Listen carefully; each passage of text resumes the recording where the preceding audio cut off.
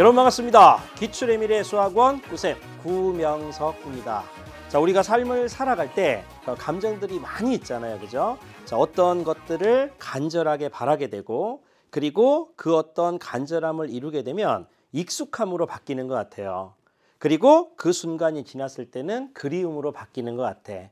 많은 대상이 있을 거예요. 여러분들한테는 어떤 학창 시절, 그러면 지금 현재 너무 소중한 친구들과 학교에서 좋은 시간을 보내고 있는데 그게 너무 익숙했던 거야. 나중에 지났을 때 졸업을 하고 나면 좀 그리움이 좀 찾아오는 시점이 굉장히 많아요. 선생님도 예를 들어서 여기 EBS에서 강의를 너무 하고 싶은 간절함이 있었어. 자, 그래서 여기 딱 들어와서 수업을 하게 됐죠. 근데 익숙해진 거야.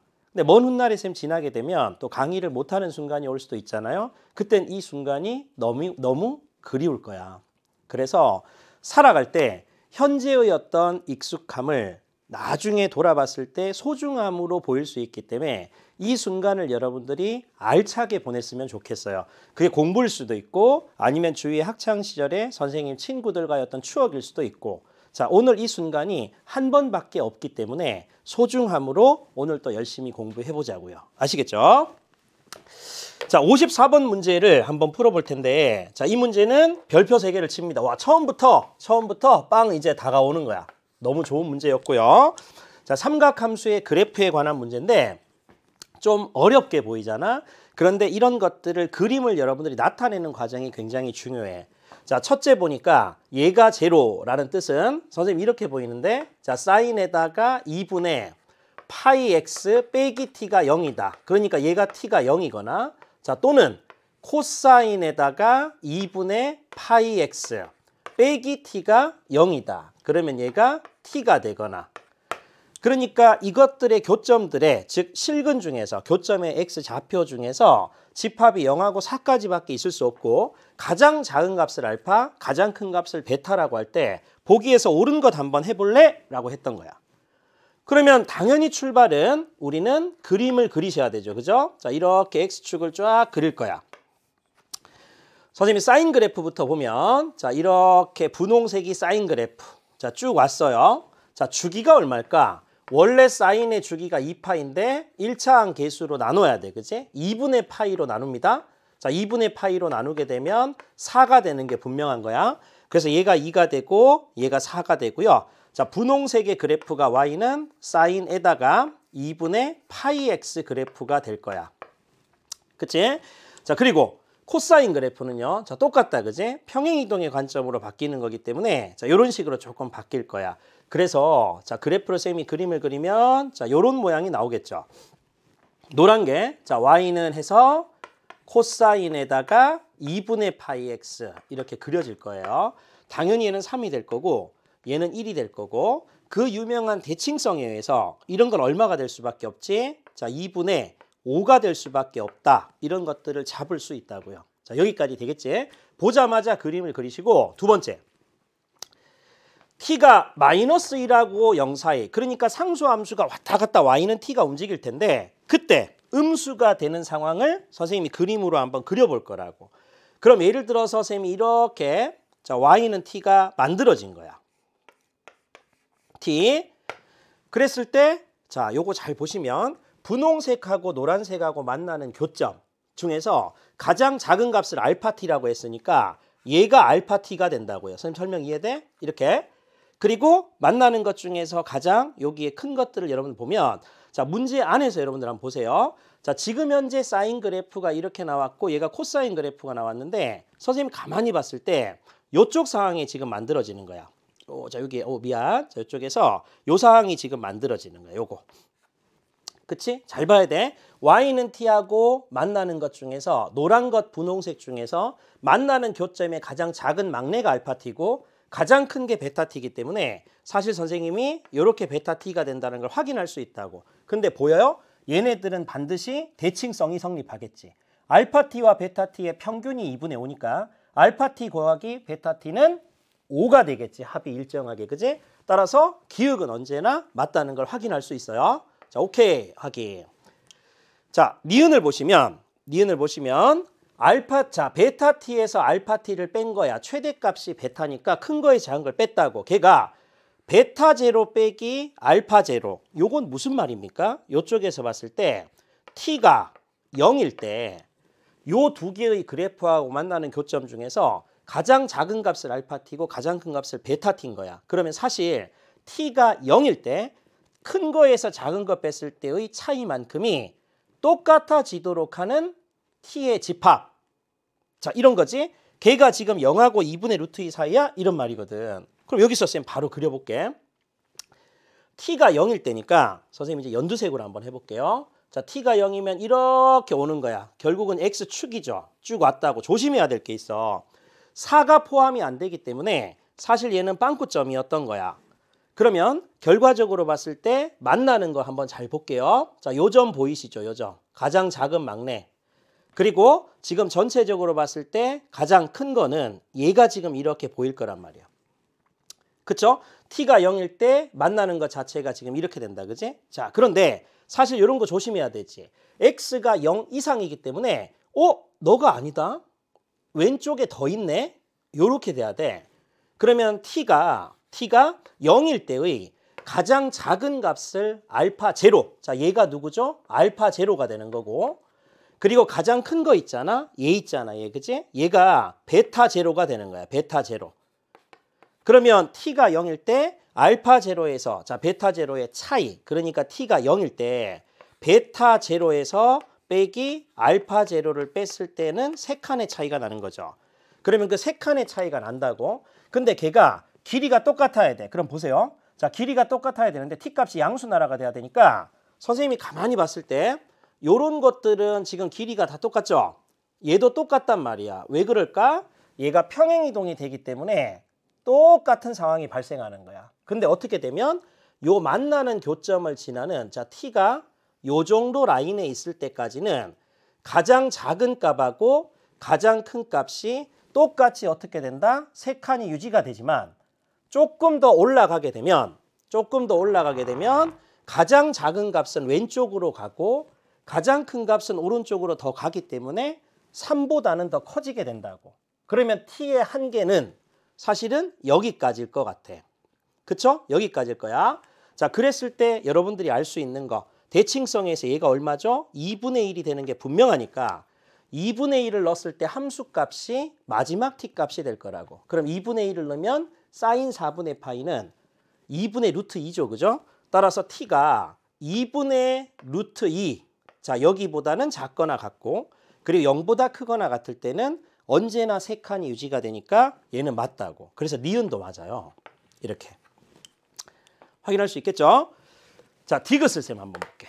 자, 디귿을 보면 알파 t1하고 알파 t2가 똑같대요. 근데 t2에서 t1을 뺐을 때 2분의 1인 거야. 그럼 선생님 한번 잘 볼게. 요 라인 있죠?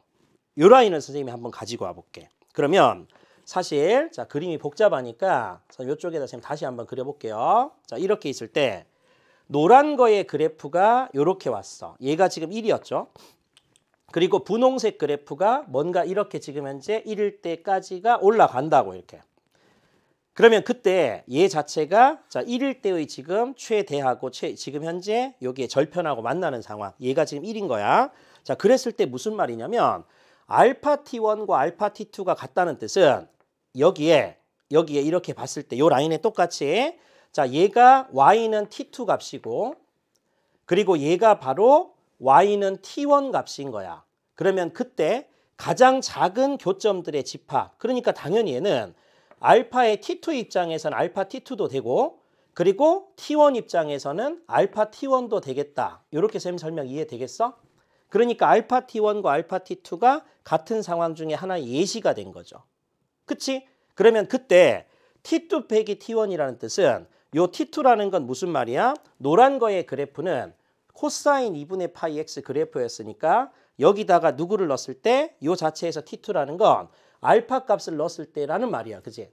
오, 그러면 이렇게 할 수 있겠네. 자, 요거 쌤 지우고 요쪽 상황에서 t2는 코사인에다가 자, 코사인에다가 2분의 파이가 요렇게 들어가요. 자, 그리고 나서 알파 t2니까 여기에 선생님이 이렇게 알파 t2 이렇게 넣으면 되고 그리고 t1 같은 경우는 사인에다가 2분의 파이에 그리고 여기 x 대신에 얼마를 집어넣은 거니? x 대신에 알파 t1을 넣었다라고 생각하면 돼. t1하고 움직이니까. 근데 알파의 t1입니다. 이렇게 되는 거지. 그래서 이 상황을 보고 여러분들이 이렇게 나타낼 수 있어야 되고, 근데 이게 알파 t1하고 알파 t2가 똑같은 거니까 알파 t1, t2라고 하지만 쌤 그냥 이게 좀 복잡하니까 알파라고 쌤 쓸게요. 그냥 이렇게. 그럼 문제 조건이 뭐지? t2에서 t1을 뺐을 때 2분의 1이라고. 그러면 t2에서 빼기 t1을 뺐을 때 2분의 1이야. 자, 코사인에다가 2분의 파이 알파 그리고 빼기 사인의 2분의 파이 빼기 자 2분의 파이 알파.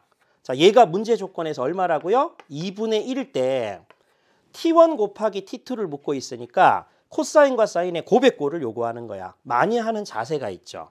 요거 양변을 뭐 하면 된다? 얘도 제곱하고 얘도 제곱을 해주는 거야. 왜? 같은 각에 대한 사인과 코사인의 제곱의 합은 1이기 때문에. 결국 1에다가 마이너스 2배의 코사인의 자 2분의 파이 알파 그리고 곱하기 사인의 2분의 파이 알파. 자, 이렇게 했을 때 얘가 지금 4분의 1 나오죠.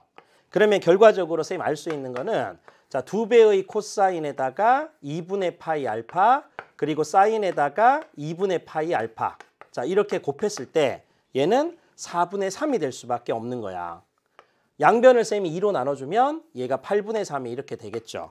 근데 얘가 누구였어? 코사인의 2분의 파이 알파. 얘 같은 경우가 t2였고 그리고 사인의 2분의 파이 알파. 얘가 t1이었기 때문에 t1과 t2의 곱이 8분의 3이다라는 디귿을 얻을 수가 지금 3분의 1이라고 했으니까 여기 문제 전체에서 지금 봤을 때는 자 여기에 8분의 3이니까 틀렸다. 그지? 자, 디귿 같은 경우는 요 3분의 1을 8분의 3으로 고쳐야지 옳다는 걸 확인할 수 있어요. 그러니까 디귿은 틀린 거야. 정답은 기역하고 니은만 맞기 때문에 2번이 정답이 되겠다. 그지? 자, 요렇게 봅니다. 자, 공통 문항이 나왔을 때 이제 평가원에서 처음에 나왔던 킬러 문항이었어요. 그러니까 15번 자리이기 때문에 사실 우리가 킬러 문항으로 보시면 되니까 자, 요렇게 조금 문제가 어렵게 나왔구나를 참고하시면 됩니다. 자, 됐고요. 자, 우리 교재에 대한 선생님이 이제 문제는 쭉 이제 해결을 했고, 방정식 있잖아. 삼각 방정식 그리고 삼각 부등식 중에서 좀 우리 교재가 가벼운 문제들밖에 없었어. 그래서 선생님이 추가적으로 저격 타임을 이렇게 넣은 겁니다. 그래서 먼저 한번 풀어보시고 선생님 설명을 들으면 될 것 같아요. 이것도 거의 준킬러에 육박한다고 보시면 돼요. 자, 0부터 2파이까지 자 이렇게 되어 있어. 자, 어떻게 풀었나 쌤 확인해 볼게. 방정식이 주어졌어요. 한 종류의 같은 각으로 바꾸자. 그럼 1단계는 선생님 먼저 4배에다 코사인을 1 빼기에 사인 제곱 x로 고칩니다. 자, 그리고 마이너스 4배의 사인 x가 있고 자, 그리고 플러스 k가 있어서 얘가 는영이 되는 거야.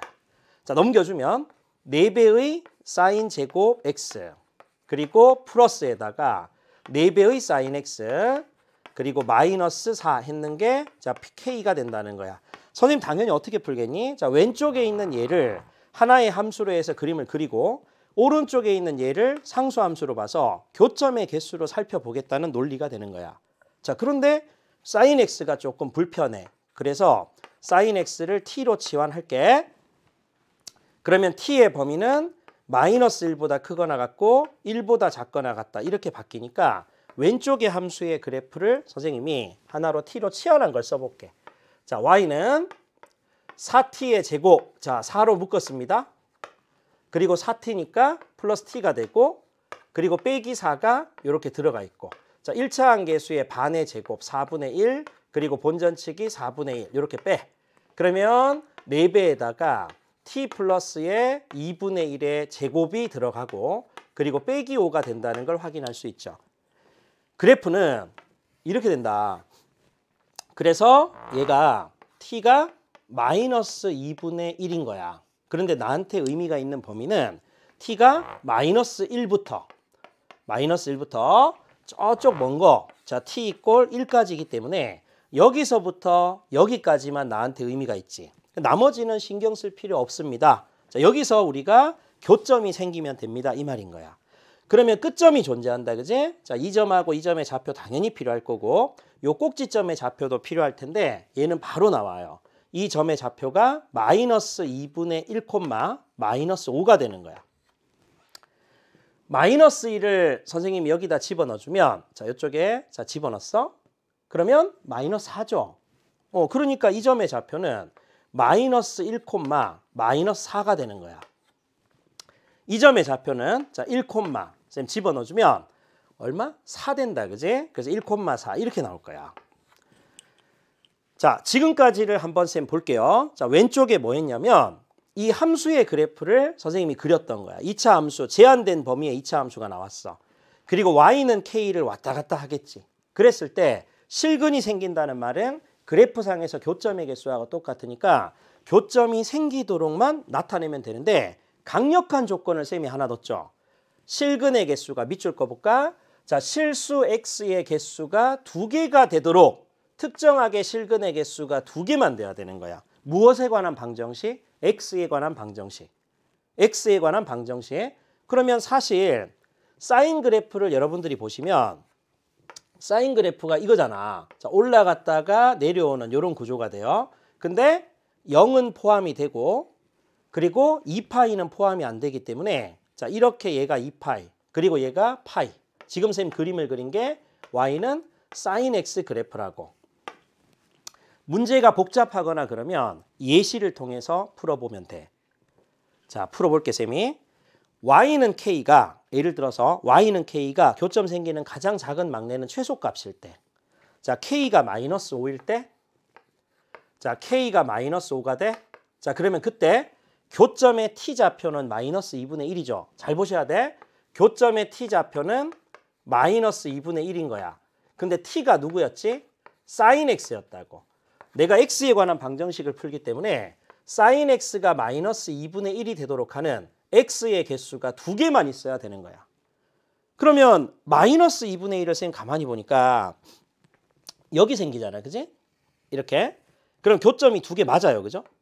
따라서 정수 k 중에서 마이너스 5는 합격이 되는 거야. 이렇게. 쌤 찾을 수 있겠어? 요 그래프와 같이 봐야 돼.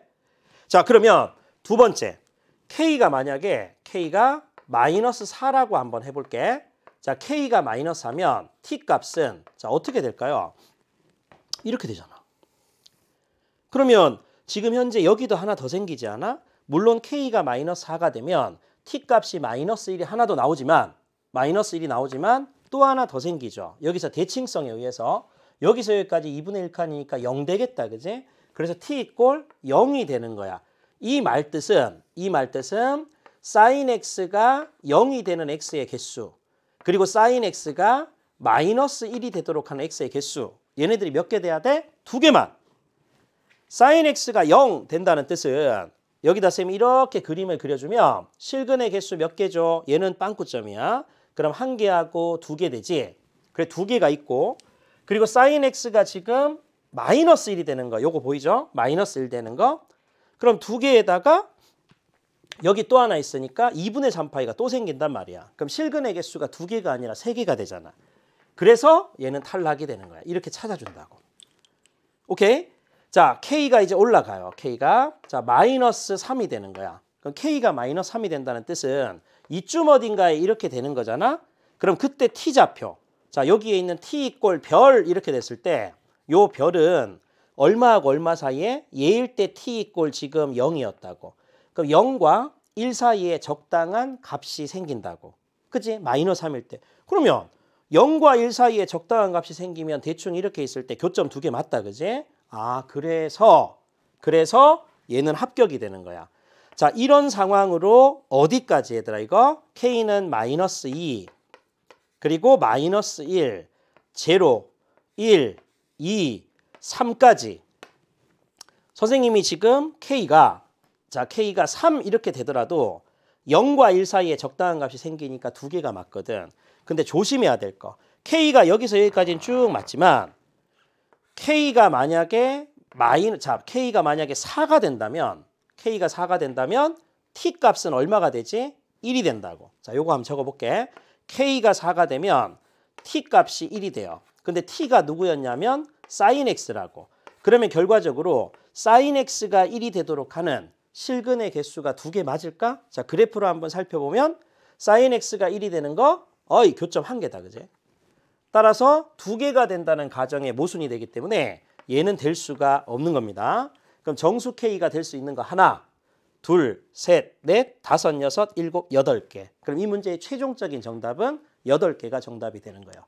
자, 이렇게 문제를 내면 학생들이 수학을 정확하게 하지 좀 않았던 학생들 있잖아. 부실하게 했던 학생들을 다 거를 수 있어. 그러니까 우리 교재 문제 말고도 이렇게 선생님이 던져주면 이런 것들도 조금 고민하면 좋겠습니다. 오케이?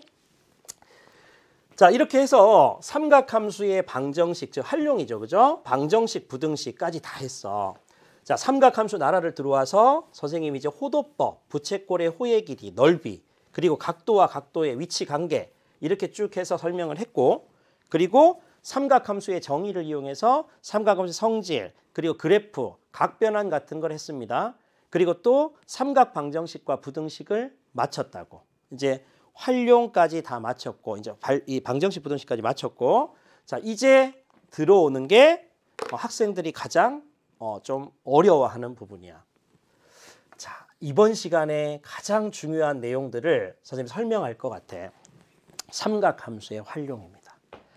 그럼 우리가 개념에서 너희들이 공부를 했지만 삼각함수의 활용은 토탈 교과서의 3가지입니다. 그죠? 사인 법칙 알고 있어? 코사인 법칙 알고 있어? 삼각형의 넓이 알고 있어. 요 3가지가 시험 문제 나온다고. 그런데 우리가 기출 강좌다 보니까 선생님이 거기서 했던 기본적인 내용들 빼고 이런 어떤 개념들이 어떻게 문제에 녹여낼 수 있을까? 요걸 선생님이 설명을 할 거고요. 그리고 두 번째는 요것만 하다 보니까 학생들이 우리 아기 때 그랬잖아. 중학교 때 조금 소홀했던 내용들도 있고, 그리고 중등 과정의 내용이 나오면 이것 때문에 못 푸는 문제들이 간혹 생길 수 있어요. 그래서 지금 중학교 과정도 한꺼번에 설명을 조금 하려고 그래. 이제 삼각함수 활용 풀 때 좀 필요한 것들. 그래서 지금부터 선생님이 설명하는 그 내용들은 전부 다 여러분들이 교재나 여러분들 나름대로 어떤 노트에 필기를 차곡차곡 했으면 좋겠습니다. 자, 꼭 부탁드릴게요. 자, 제일 첫 번째, 선생님 이렇게 볼게. 자, 중등기하를 선생님이 잠깐 한번 가지고 와볼게. 중등기하. 그래서 꼭 필요한 중등기호입니다. 꼭 필요한 중등기하. 이렇게 좀 생각하면, 자, 첫 번째 같은 경우는 삼각형에서 가장 중요한 심이 있어. 외심, 그리고 내심, 무게중심입니다. 자, 얘가 이렇게 수심하고 쌤 방심은 뺐거든. 오심 중에서 3개가 문제를 풀 때 좀 접목이 되니까 이런 것들을 쌤이 유도 말고 꼭 필요한 내용들을 한번 정리해 볼게. 자, 제일 첫 번째 외심부터. 외심. 삼각형의 외심은 뭐였냐면, 자, 이런 거였다. 자, 이렇게 쭉 봐서 어떤 삼각형이 있어. 자, A하고 B하고 C가 이렇게 있습니다. 삼각형의 세 변의 수직 이등분선의 교점. 자, 요렇게.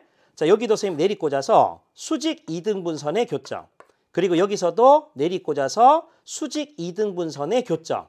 자, 이렇게 끊게 되면 반드시 삼각형이 한 점에서 만나. 그럼 얘를 우리가 외심이라 그러고, 얘를 기준으로 해서 꼭지점 지나는 반지름을 이렇게 크기로 가지는 원을 그리면 얘가 그 유명한 삼각형의 외접원이 됩니다. 자, 외심에서 첫 번째 아셔야 될 거. 자, 정의부터 삼각형의 세 변의 수직 이등분선의 교점이야. 자, 수직 이등분선 얘의 교점이다. 자, 이렇게 정리를 하시면 될 것 같고, 자, 선생님 이제 두 번째를 여러분들이 보시면 외심의 위치를 한번 보세요. 외심의 위치는 이렇게 예각삼각형은 무조건 삼각형의 내부에 있을 수밖에 없지만, 선생님이 이렇게 봤을 때 직각삼각형을 내가 그리잖아. 직각삼각형을 세 변의 수직 이등분선의 교점. 자, 요 녀석의 수직 이등분선의 교점. 그리고 요 밑변의 수직 이등분선의 교점. 수직 이등분선이야. 전부 다 똑같아. 자, 그리고 빗변의 수직 이등분선의 교점 하면 이게 반드시 직각삼각형은 빗변의 중점에 외심이 생길 수밖에 없어. 같은 원리로 하면 둔각삼각형은 삼각형의 외부에 있다고. 그래서 어떤 삼각형이냐에 따라서 외심의 위치는 달라지고요. 자, 특히 중요한 거는 직각삼각형 있지. 자, 직각삼각형 외심의 위치가 어디라고요? 빗변의 중점이다. 요거 기억하세요. 자, 빗변의 중점이다. 요거 꼭 기억하시고. 그리고 세 번째, 반드시 알아야 될 세 번째는 외심의 성질이 뭔가 나와. 외심의 성질. 외심에서 각 꼭지점에 이르는 거리 있지. 각 꼭지점에 이르는 거리. 얘네들은 무조건 같을 수밖에 없지. 왜 그래? 외접원의 반지름이기 때문에 그래. 그래서 외심에서 삼각형의 꼭지점, 삼각형의 꼭지점까지의 거리는 동일하다. 까지의 거리는 동일하다. 자, 이렇게 보시면 됩니다. 자, 항상 수학은 비교해서 공부하는 거야, 비교. 자, 이렇게 선생님이 지금 외심을 설명했잖아. 얘하고 양대산맥이 내심이 있어요. 내심이. 그러면 조금 다르겠지. 어떤 삼각형이 이렇게 쭉 있어서 A, B, C가 있어. 자, 얘가 A고, 얘가 B고, 얘가 C입니다. 자, 이번에는 뭘 할 거냐면 세 각의 이등분선. 자, 요거 각이 똑같은 거. 그리고 세 내각의 이등분선이니까 선생님 이렇게 갖고 와서 얘랑 얘랑 똑같아. 요 각에 대해서 이등분선을 선생님 꺼요. 그러면 얘 각하고 얘 각이 똑같다고. 그러면 그때 삼각형의 세 각의 이등분선은 한 점에서 만날 수밖에 없고 걔를 기준으로 해서 선생님이 삼각형의 각 변에 접하는 요런 내접원을 그릴 수가 있어. 내접원. 그럼 똑같이 정의. 삼각형의 세 각의, 세 내각, 세 각의 이등분선의 교점이다. 자, 이등분선의 교점이다. 자, 이렇게 보시면 되고요. 그리고 두 번째, 내심은 삼각형의 무조건 내부에 있을 수밖에 없어. 직각삼각형이든 둔각삼각형이든 예각삼각형이든 간에. 그리고 직각삼각형은 아주 좀 많이 나오는 유형이죠. 자, 이렇게 해서 이렇게 그려주게 되면 사실은 중심에서 접점에 내린 거 수직 이렇게 된다고. 그럼 얘는 지금 현재 특별한 정사각형이 생기는 어떤 아이디어 이런 것들도 굉장히 많이 나왔다고. 아무튼 언제나 삼각형의 내부에 있으니까 별로 중요하지 않아. 그렇기 때문에 따로 정리하지 않는다고. 그 대신에 아주 중요한 공식이 하나가 있는데 보통 우리가 삼각형에서 이렇게 마주보는 변을 소문자로 쓰지 않아? 요거 B 그리고 이 녀석이 C 이렇게 된다고. 외접원의 반지름은 선생님 수직이니까 스몰 r, 얘도 스몰 r, 그리고 얘도 스몰 r 이렇게 하면 내접원의 반지름이 넓이에 지대한 영향을 미쳐요. 삼각형의 넓이는 아래쪽에 있는 삼각형의 넓이 보여요? 2분의 r 곱하기 a. 그리고 이쪽에 있는 삼각형 넓이 보여? 2분의 1 곱하기 r 곱하기 b. 공통인수 2분의 r 묶인다. 그제? 그리고 여기 b. 그리고 오른쪽 끝에 요 삼각형 보여요? 2분의 r 곱하기 c. 이렇게 되겠네. 그래서 삼각형의 넓이 공식이 있어. 삼각형 넓이. 내접원의 반지름이 들어가는 유일한 공식. 그래서 a 플러스 b 플러스 c 이렇게 됩니다. 내접원의 반지름이 들어가 있는 넓이 공식이다. 요거 좀 특별하게 기억을 하시고. 그리고 세 번째 같은 경우는 여기에 3번에 조금 전에 외심에서 했던 외심에서 각 꼭지점까지의 거리는 동일하다. 쌤 이 얘기했었잖아. 요거하고 똑같은 의도로 내심에서 보통 우리가 내심을 대문자 i로 표현하거든. 그럼 i에서 각 변에 이르는 거리는 똑같지. 내접원의 반지름이니까. 그래서 내심에서 삼각형의 변에 각 변까지의 거리는 동일하다. 자, 이렇게 하면 됩니다. 거리는 동일하다. 자, 요 두 개를 쌤 설명했잖아. 그럼 이 두 개가 비교가 돼야 되고 내접원의 반지름이 들어간 공식 그리고 외접원의 반지름이 관여되는 심이 외심. 근데 잘 아시겠지만 외접원의 반지름이 결정적으로 등장인물이 되는 게 사인 법칙이지. 그래서 사인 법칙과 통합형으로 나올 수 있기 때문에 반드시 같이 아시면 좋습니다. 자, 하나 남았다. 무게중심. 자, 이거는 뭐 너무 여러분들이 잘 알아서 자, 삼각형의 무게중심은 자, A 있고 B 있고 C가 이렇게 있는 거야. 선생님이 여기에 각 대변이라 하지, 그지? 선분 BC의 중점을 A에서 연결해. 자, 얘가 똑같거든. 그리고 선분 AC를 B에서 연결한다고. 얘가 똑같아요. 그리고 C에서 AB의 중점을 연결한다고. 얘 똑같아. 자, 그때 삼각형의 세 중선의 교점, 얘를 무게중심 G라고 합니다. 그죠? 정의가 쌤 뭐라고요? 자, 무게중심이거든. 무게중심. 자, 항상 정의. 첫 번째, 삼각형의 세 중선의 교점이다. 자, 얘가 일단 첫 번째. 그리고 두 번째 들어가는 거. 요거. 자, 이렇게 쌤 하면 6개의 삼각형의 넓이는 다 똑같아. 얘. 그래서 6개의 삼각형의 넓이가 동일. 자, 6개의 삼각형의 넓이가 동일하다. 요거 기억하시고. 자, 그리고 마지막 세 번째 아셔야 될 게 뭐가 있냐면 비율 관계 있지, 그지? 자, 여기 꼭지점에서 무게중심까지의 거리가 2대, 그리고 중점까지 거리가 1이 되는 거야. 무조건 2대 1이죠, 그죠? 그래서 비율 자체가 2대 1이 된다는 걸 절대로 잊으면 안 되는 거야. 그래서 심하고 관련된 거는 요렇게 요 정도를 여러분들이 아시면 끝날 것 같아. 중등기하의 첫 번째. 자, 그리고 두 번째는 우리 원과 원의 성질, 원과 관련된 거 있잖아. 그걸 쌤이 조금 설명을 하려고 하는데, 자, 첫 번째, 이 원주각하고 중심각 요 관계를 조금 아셔야 돼. 자, 원주각하고 중심각하고, 자, 요 관계는 어떻게 되지? 원주각의 2배가 중심각이 된다. 요건 유명하죠, 그죠? 선생님이 이렇게 쭉 봤을 때 원이 있어. 자, 그리고 자, 중심이 이렇게 있는 상태에서 뭔가 요 호의 AB에 대해서 얘가 지금 중심각이었어. 쌤이 요걸 2세타라고 할게. 그러면 동일한 호에 대해서 이번엔 중심과 연결하지 않고 원주상의 어떤 점을 연결하는 거야. 그래서 요걸 쌤이 이렇게 C라고 할게. 자, 요걸 O라 하고. 자, 그럼 어떤 상황이 발생하냐면 항상 우리는 도형 문제는 보조선이 중요하거든. 이렇게 연결한다고. 연결하게 되면 얘가 이등변 삼각형이 되는 거니까 요걸 알파라면 얘가 알파가 되는 거야. 그러면 여기 얘가 2알파가 되는 거 보이죠? 얘가 베타라고 하면 얘가 베타가 될 수밖에 없고, 삼각형의 한 외곽의 크기는 이웃하지 않는 내각의 크기와 똑같으니까 2베타가 되는 거야. 그러면 알파 플러스 베타의 2배가 2알파 플러스 2베타 맞죠? 그죠? 그래서 동일한 호에 대해서 중심각은 원주각의 2배가 된다라는 아주 중요한 사실이 있어. 자, 두 번째. 얘 때문에 사실은 자, 이런 것도 생겨나요. 이렇게 있을 때, 자, 보통 여러분 내접사각형, 이거 너무 잘 나오거든. 얘가 내접사각형이 있어. 내접사각형. 원주상에 선생님이 편안하게 4점을 그냥 찍어. 이렇게 선택을 하거든. 그래서 얘들을 연결해.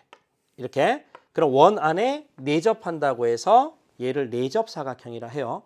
자, 그러면 그때 반드시 원에 중심이 있을 거 아니야, 중심. 자, 요번에 중심. 그럼 잘 보세요.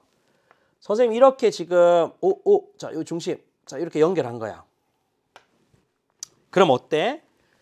요 호에 대한 자, 얘를 선생님이 알파라면 중심각 얘는 2알파가 되는 게 맞아. 그치? 그리고 얘를 선생님이 베타라고 하면 요 동일한 호에 대한 원주각이 베타면 중심각이 2베타가 될 수밖에 없다고.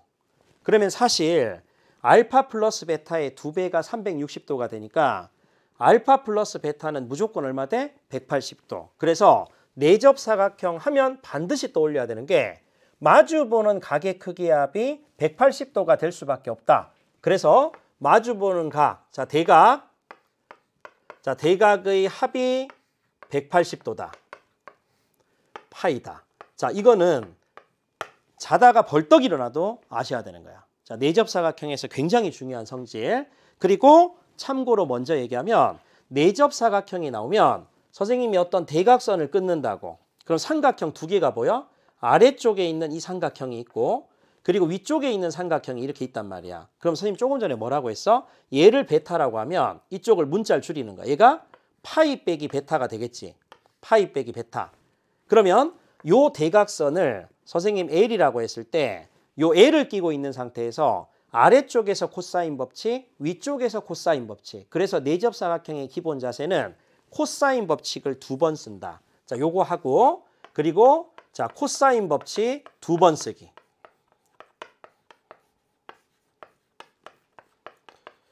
자, 요 관계도 같이 알아둡니다. 자, 세 번째 있어. 자, 뭐가 있냐면 얘는 이제 접선과 현이 이루는 각에 대한 거래요, 선생님이. 자, 원과 각에 대해 설명을 하는 건데 자, 얘가 보통 이렇게 접선이 있어. 원과 접하는 접선. 그리고 임의로 선생님 이렇게 현을 가지고 와볼게. 그러면 아주 중요한 게 있었다. 접선과 현이 이루는 각의 크기는 자, 요걸 알파라고 하면 요 현에 대한 원주각의 크기와 같습니다. 그래서 얘가 알파가 된다. 요런 성질이 있어. 접선과 자, 너희들 이거 잊어버렸을 것 같아. 자, 접선과 현이 이루는 각. 접선과 현이 이루는 각은 요 현에 대한 원주각과 똑같죠. 그 현에 대한 원주각과 똑같다. 자, 요렇게 판단하시면 돼. 원주각과 똑같다. 요렇게 판단하시는 거야. 자, 그거는 선생님이 어떻게 증명할 수 있냐면 원 그러면 중심. 자, 선생님이 중심을 자, 여기 원의 중심, 중심에서 접점에 내린 거는 무조건 수직이죠. 근데 또 해야 될 거 지름에 대한 원주각은 90도지. 자, 이렇게 된다고. 그러면 요 호에 대해서 한 원에서 동일한 호에 대한 원주각의 크기는 같으니까 사실은 선생님이 이 호에 대해서 요 각 똑같죠, 여러분? 요 각. 자, 요걸 선생님이 베타를 할게. 그럼 이 호에 대해서 얘도 똑같겠죠? 요것도 베타가 되는 거야. 그러면 결과적으로 봤을 때 90도에서 베타를 뺏는 게 요 각이고 여기서도 90도에서 베타를 뺏는 게 요 각이니까 당연히 얘네들끼리 같을 수밖에 없는 거야. 그래서 증명할 수 있어. 각. 자, 선생님 설명 이해되겠죠? 접선과 현이 이루는 각이야. 자, 반대로 우리 3월 교육청에서 이렇게 문제가 나온 적이 있는데 자, 아예 자, 이렇게 있는 상태에서 이렇게 된다라고 치면 삼각형이 요 원이 쭉 빠지는 거야. 원이 이렇게 쫙 없는 거야. 자, 그런 상태에다 삼각형 1개 그리고 요 꼭지점 지나는 거 1개. 그러면 여기 있는 요 각하고 여기 있는 요 각이 똑같다라고 하면 안 보이는 원을 자연스럽게 그리실 수 있어야 돼. 이렇게. 요걸 이제 접형각이라고 하는데 자, 요렇게 나타낼 수 있는 것도 준킬러 소재로 나왔어. 오케이? 그래서 아주 중요하다. 접선과 현이 이루는 각. 요거 반드시 기억을 하시면 돼요. 자, 그리고 이제 네 번째. 자, 닮음을 이용해서 하는 게 3가지 유형이 있는데 자, 요쪽에 자, 이렇게 쌤이 그림을 그릴 거야. 3개를. 자, 이렇게 그린 상태에서 하나는 요 원의 현이야, 현. 그래서 요거 A라고, 요거 P라고, 요거 B라고, 자, 요거 C라고, 요거 D라고 했을 때 2개의 현이 나오는 거. 자, 그리고 얘는 2개의 할선이 나오는 거야. P, A, B 이렇게 있고 그리고 요거 C, D 이렇게 있는 거야. 2개 다 할선. 그리고 또 하나는 할선이고 하나는 접선이고. 자, 요걸 P라고, 요걸 T라고, 얘 A라고, 얘 B라고 이렇게 할 때 자, 통합형으로 나올 수 있거든. 자, 하나만 쌤 해볼게요. 내가 요렇게 보조선을 긋잖아. 그러면 요 각하고 요 각은 똑같아. 동일한 호에 대한 원주각의 크기는 똑같으니까. 그리고 얘는 막곡지각이잖아. 그지? 그리고 당연히 얘도 똑같을 거 아니야. 그 삼각형이 어때요, 여러분? 이게 닮았다고. 그럼 닮은 비가 요쪽 삼각형에서 PA 대 요쪽 삼각형에서 PC는 자, 오른쪽 삼각형으로 넘어갈게. 여기 대응되는 변이 얘잖아. 그러면 PD 대 그리고 이쪽에서는 PB가 되는 거 보이죠? 자, 이렇게 만들어지거든. 그래서 결정적으로 PA 곱하기 PB는 PC 곱하기 PD랑 똑같다. PC 곱하기 PD랑 똑같다. 이렇게 아주 유명한 성질을 쓸 수 있고 이 4번은 닮음에 의해서 결과들이 나온다라고 생각하시면 되는 거야. 자, 일일이 쌤 할 수 없지만 요게 나왔을 때는 이런 거지. 마치 바람개비처럼 얘 곱하기 얘는 얘 곱하기 얘와 똑같다. 이런 걸 쓰실 수 있어야 되고 두 개 다 할선이 되면 짧은 거 곱하기 긴 거는 이쪽에서 짧은 거 곱하기 긴 거죠. 그럼 쌤이 일부러 지금 똑같은 기호로 했어. PA 곱하기 PB는 PC 곱하기 PD 똑같죠? 얘 같은 경우는 이게 하나가 접선인 거야. 얘가 접선 그리고 얘는 할선인 거야. 자, 이렇게 주어졌을 때는 PT의 제곱은 자, 요거 PT의 제곱은 할선 쪽에서 짧은 거 곱하기 긴 겁니다. 그래서 PA 곱하기 PB가 된다. 자, 요렇게 적어 놓으시면 될 것 같아.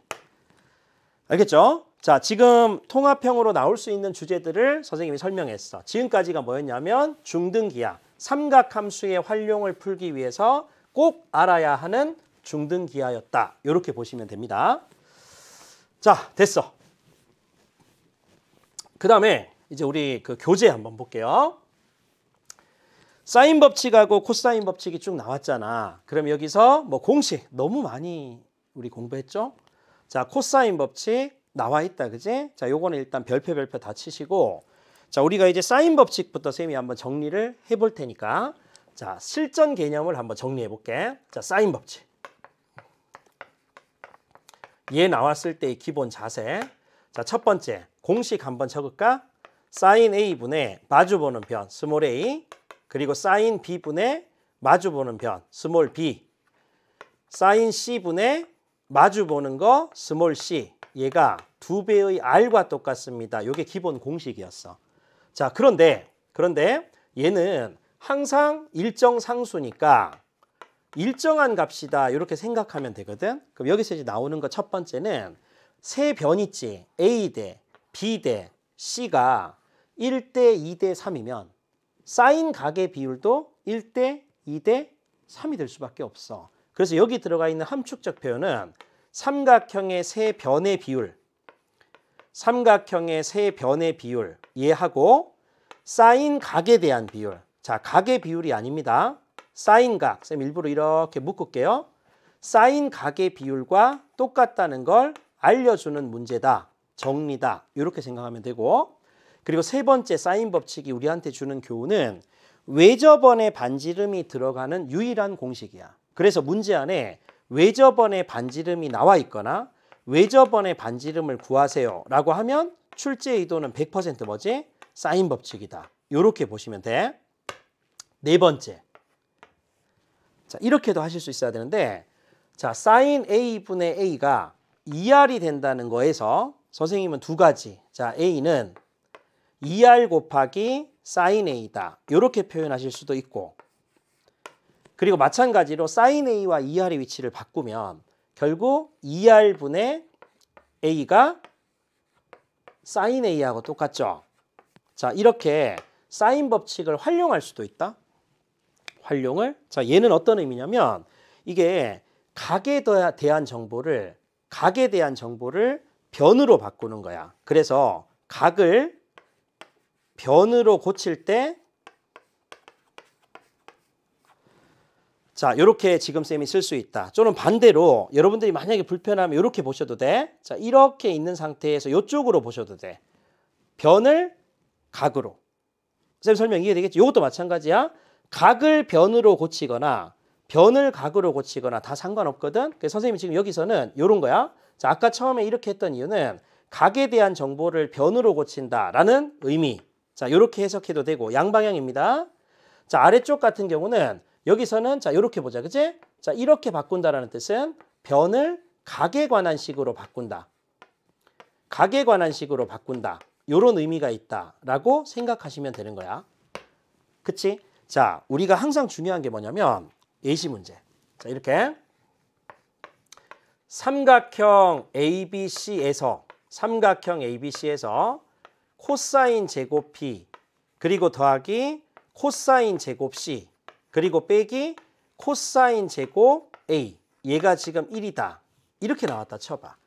그러면 삼각형 ABC가 요 조건을 만족할 때 삼각형의 모양을 결정하세요. 삼각형의 꼴을 결정하세요. 자, 삼각형의 모양이나 꼴 문제가 나오면 변과 변 사이의 관계가 필요하니까 반드시 사인 법칙을 써야 돼.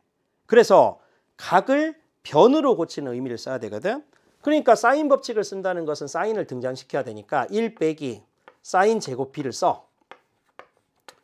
그리고 플러스 1 빼기 사인 제곱 C를 써.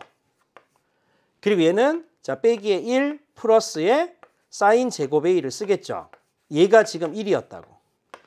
자, 그런데 요 1하고 요 1이 다 사라지죠.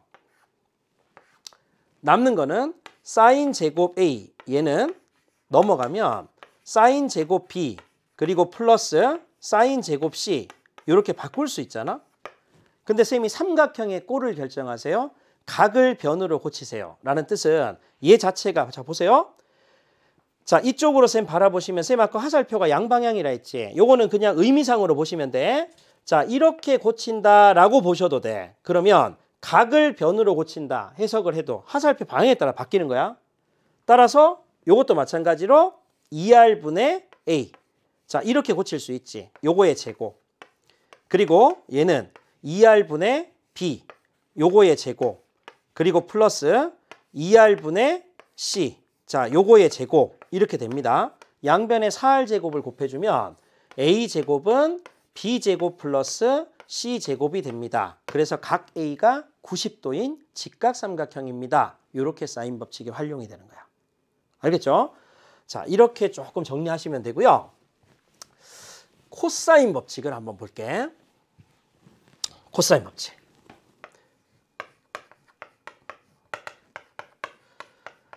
자, 코사인 법칙은 쌤 제일 첫 번째 마찬가지로 공식을 얘는 한번 유도를 해볼게. 자, 이렇게 삼각형이 있어요. 얘가 자 A가 있고 여기 B가 있고 여기 C가 있는 거야. 그럼 스몰 a, 스몰 b, 스몰 c 들어가지. 자, 뭘 할 거냐면 쌤이 수직을 작도를 딱 해. 요 h 그러면 AH 길이나 BH 길이를 C와 각 B로 표현할 수 있지. AH는 C 곱하기 사인 B가 되죠. BH는 C 곱하기 코사인 B가 되죠. 자, 요거는 바로 돼야 돼. 그럼 자연스럽게 여기서 여기까지 나오지. 전체 A에서 C 곱하기 코사인 B를 빼는 거야. 그러니까 A 마이너스 C 곱하기 코사인 B를 뺀다고. 그럼 이 삼각형에서 그 유명한 무슨 정리를 쓸 수 있을까요? 피타고라스 정리. 따라서 얘 제곱은 B제곱은 나머지 변들의 제곱의 합. 자, C제곱의 사인 제곱 B. 자, 여기다가 그리고 플러스. 자, 여러분들 암산 되시죠? A제곱 그리고 플러스의 C제곱의 코사인 B. 요거의 제곱. 자, 그리고 마이너스의 2배의 AC에다가 코사인 B가 들어갈 거라고. 자, 그런데 얘는 C제곱으로 묶어주면 사인 제곱 더하기 코사인 제곱 B니까 1이죠. 아, 따라서 아주 유명한 공식이 나오는 거야. B제곱은 A제곱 플러스 C제곱에다가 마이너스 2배의 AC에 코사인 B가 된다. 자, 요렇게 뽑아줄 수가 있는 거예요. 그럼 의미는 뭐야? 얘를 구하기 위해서 공식에 들어가는 등장인물이 두 변과 끼인 각이 들어갔어. 그래서 공식을 외우지 말고요. 얘를 언제 쓰는데 자, 첫 번째 코사인 법칙에 쓰는 시점은 두 변과 끼인 각을 할 때 자, 두 변과 끼인 각을 할 때는 코사인 법칙을 쓸 준비를 해야 돼. 쌤 첫 번째는 지금 용도를 얘기하고 있습니다. 자, 그 다음에 두 번째는 자, 여기서 코사인 B를 나타낼 수 있으니까 자, 코사인 B를 이렇게 나타내. 그럼 얘는 2배의 AC분의 A제곱 그리고 플러스 C제곱 그리고 마이너스 B제곱 이렇게 활용이 되죠. 그럼 뜻이 뭐야? 세 변의 길이를 알면 각을 구할 수 있다라는 얘기인 거야. 자, 선생님 첫 번째는 공식의 유도 과정. 자, 공식의 유도 과정 설명을 했는 거야. 거기 안에서 그래서 그 공식을 어떨 때 쓰는데 자, 선생님 요게 동그라미 1번이 낫겠다. 그제? 자, 그리고 두 번째, 세 변의 길이를 알 때. 자, 세 변의 길이를 알 때 코사인 법칙을 씁니다. 그쵸? 자, 용도와 공식 유도. 그럼 두 번째, 코사인 법칙의 활용을 선생님이 한번 보면, 자, 요거 선생님이 가장 중요한 거야. 한 도형에서 코사인 법칙 두 번 쓰기. 코사인 법칙 두 번 쓰는 거. 이거는 그냥 거의 공식화 시켜서 알고 있으면 되거든요. 근데 한 도형이 누구냐면 일반적인 삼각형하고요. 삼각형하고 아까 선생님이 얘기했다시피 내접사각형. 중요. 이렇게 들어가. 삼각형이 어떤 의미냐면 이게 이렇게 왔을 때 삼각형 보통 자 이렇게 쌤 쓸게요. A 그리고 B 그리고 C 이렇게 있어. 그리고 이쪽에 쌤 D라고 쓰지. 이 각을 선생님이 세타라고 하면 이 각을 파이 빼기 세타라고 쌤 쓸게. 그랬을 때 이쪽에서 코사인 법칙을 한 번 쓰고 이쪽에서 코사인 법칙을 한 번 쓴다. 그래서 두 번 쓴다라는 뜻이야. 그럼 여기서 코사인 법칙을 쓰면 AB의 제곱은 자 AB의 제곱은 나머지 변들의 제곱의 합이니까 AD의 제곱 그리고 플러스 BD의 제곱 그리고 마이너스 2배의 AD에다가 BD에다가 그리고 코사인 누가 들어가니? 세타가 들어간다고. 이렇게 이쪽에서 코사인 법칙을 쓰면 AC의 제곱 자, AC의 제곱은 나머지 변들의 제곱의 합이니까 AD의 제곱, 자, 그리고 플러스 CD의 제곱, 그리고 마이너스 2배의 AD에다가 CD에다가 코사인 파이 빼기 세타가 들어가죠. 그럼 얘가 마이너스 코사인 세타로 이렇게 바뀔 거라고. 그러면 한 도형에서 코사인 법칙을 두 번 쓰게 되면 코사인 세타가 포함된 연립방정식이 나오죠. 코사인 세타가 포함된 연립방정식이 나온다고. 그래서 연립방정식을 풀면 코사인 세타를 구할 수 있고 걔를 가지고 한 변을 모를 때 이런 BD나 이런 것들을 구할 수 있게끔 문제가 출제가 되는 거야. 그리고 여기서 얘들아 만약에 if BD하고 CD가 같게 되면 어떤 현상이 발생하냐면 요거 얘하고 얘가 똑같이 되는 거야. 그럼 당연히 얘도 지금 BD, CD 똑같잖아. 그쵸? 얘도 지금 똑같잖아. 이렇게 쌤 썼다고. 그리고 나서 이 양변을 선생님이 이렇게 더해주게 되면 AB의 제곱 그리고 플러스 AC의 제곱. 자, 얘는 요거 2배, 요거 2배. 어차피 얘는 사라지잖아. 그러니까 2배의 AD의 제곱에다가 그리고 플러스 BD의 제곱이 들어가. 자, 이거 어디서 많이 받는 거 아니야? 그 유명한 파푸스 정리입니다. 그죠? 중선 정리가 들어가 있는 거야. 그래서 얘에 있던 의미를 그대로 쌤이 내접사각형에 썼던 이유가 내접사각형이 되면 당연히 이거겠죠. 원이 이렇게 있다고. 그리고 이 안에 사각형이 뭔가가 이렇게 들어가 있을 거야. 이렇게. 그래서 예를 들어서 얘가 A고 얘가 B고 얘가 C고 얘가 D가 이렇게 주어지면 내접사각형이 아주 중요한 성질이 자, 위, 아래 두 개 비교합니다. 이렇게 주어지면 내가 AC 대각선의 길이를 구하세요. 뭐 이런 문제가 나온 거야. 요 각을 세타라고 해. 자, 구조 똑같죠? 그러면 내접사각형의 큰 성질 중에서 마주보는 각의 크기 합이 180도니까 얘는 얼마가 되지? 파이 빼기 세타가 될 수밖에 없다고. 그러면 AC의 제곱은 아래쪽에서 코사인 법칙 한 판. 그리고 AC의 제곱은 위쪽에서 코사인 법칙 한 판. 그럼 얘의 의미랑 똑같죠? 그래서 부족한 조건을 코사인 법칙을 두 번 써서 극복하겠다는 논리가 이런 의미가 되는 거야. 알겠지? 아주 중요한 겁니다. 자, 선생님이 이제 코사인 법칙 설명을 했는데 이 사인 법칙이나 코사인 법칙이나 얘네들을 능가하는 최상의 개념이 있어. 자, 요것만 하고 마칠게요. 자, 최상위 개념. 사인 법칙이나 코사인 법칙 말고 최상위 개념. 그래서 도형 문제 풀 때, 자, 도형 문제 풀 때 기법이 있어요. 자, 제일 첫 번째 뭐냐면 이 세상에서 가장 중요한 건 수직이야, 수직. 그래서 어떤 도형, 기하 문제를 풀 때는 수직을 찾는 거야, 수직 찾기. 수직 찾기 없을까? 지름에 대한 원주각은 90도인데.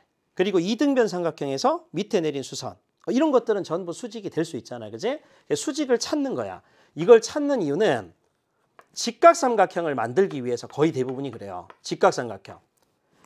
직각삼각형이 된다면 우리는 항상 뭐지? 여기에 두 가지 쓸 수 있거든. 피타고라스 정리. 자, 피타고라스 정리 요거 쓸 수 있고요. 그리고 삼각함수를 쓸 수 있는 거야. 이 삼각함수를 쓰기 위해서 선생님 직각삼각형을 항상 숨겨둔다고. 그치? 요게 첫 번째고요. 자, 두 번째 기하 문제를 풀 때의 원칙은 뭐냐면 혹시 비슷하게 생겨 있는 도형이 있으면 합동과 닮음이 아닐까? 자, 합동이니 또는 닮음이야? 이렇게 합동과 닮음을 의심하셔야 돼. 의심하셔야 됩니다. 합동이면 너무 좋고 닮음이면 하나의 조건이 추가되는 거기 때문에 굉장히 강력한 조건이 되고, 그리고 세 번째는 도형 문제를 풀 때의 기법 중에서 선분의 길이나 선분의 길이 또는 각의 크기, 각의 크기를 묻는 문제가 나오는 거야. 선분의 길이나 각의 크기를 묻는 문제가 뜬다라고 하면 이 선분이나 각이 포함된 평면을 결정하셔야 돼. 알겠지? 항상 평면을 결정해야 됩니다. 선분의 길이나 각의 크기를 구할 때는 항상 얘네들이 포함된 평면을 결정할 것. 요게 아주 중요한, 얘네들이 대전제가 되고, 그리고 그 아래쪽에 사인 법칙과 코사인 법칙이 있고 그 옆쪽에 중학교 수학이 연결돼서 조금 문제 난이도가 올라간다라고 생각하면 돼. 마치 로그 방정식을 풀 때 로그 방정식을 푸는 것보다 더 중요했던 건 진수 조건이잖아. 그것처럼 도형 문제를 풀 때는 우선순위를 얘를 먼저 파악해 보시고 그리고 나서 사인 법칙을 쓰는 거야. 왜 저번에 반지름이 들어가 있어? 그럼 사인 법칙이겠지. 두 변과 끼인 각을 알아? 코사인 법칙이겠지. 세 변의 길이 알아? 코사인 법칙의 활용이겠지. 그리고 변을 각으로 고치고 싶어? 각을 변으로 고치고 싶어? 그럼 사인 법칙의 활용이겠지. 이렇게 선생님처럼 어떤 문제를 풀기 위해서 그 개념을 적용할 수 있는 어떤 기법, 그리고 용도, 이런 것들을 알고 있으면 문제 풀 때 굉장히 도움이 될 겁니다. 아시겠죠? 자, 선생님 이제 이번 시간에는 여기 이제 교재에 있는 사인 법칙과 코사인 법칙에 대한 내용들을 설명을 했어요. 요것들을 바탕으로 해서 선생님이 다음 시간에 문제를 쭉 풀어볼 거거든. 근데 삼각함수 활용은 수학 1에서 킬러가 나올 수 있는 단원입니다. 그래서 이 단원은 깊이 있고 그리고 정확하게 공부를 해야 되니까 반드시 또 먼저 풀어보시고 선생님 수업에 오도록 하셔요. 아시겠죠? 자, 오늘도 고생 많이 하셨고요. 다음 시간에 힘찬 모습으로 찾아뵙도록 하겠습니다. 수고 많이 하셨습니다.